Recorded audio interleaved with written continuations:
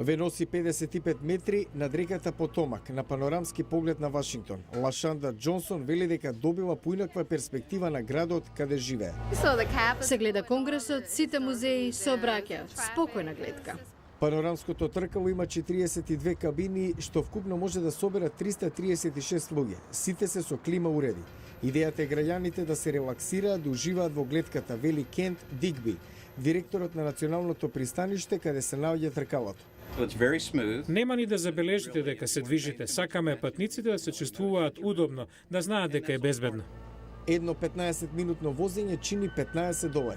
Изградбата чинеше $15 милиони, а некои делови дојде од Германија. Кабините беа изработени во Швајцарија. Новата атракција во Вашингтон потсетува на лондонското око.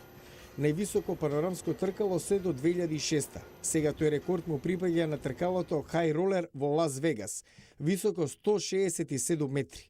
Веднаш зад него се наоѓаат сингапурското Flyer и кинеското Star of Hanchang. На кинеската туристка Куми Јанг и се допаѓа гледката од тркалото во Вашингтон. Прекрасен поглед. Бугаринот Јавор Тодоров вели децата сакале да се повозат, но и тој уживал. Возбудливо е, се гледа цел Вашингтон. Во секоја кабина има место за 8 лица, освен во онаа резервирана за специјални настани. Таму, за билет од $50 по човек, може да донесете и шише вино. Доживувањето го надополнува светличкото шоу на панорамското тркало, што може да се програмира во илјадници и различни секвенци. Над 1,5 милион светилки во сите бои на виножитото.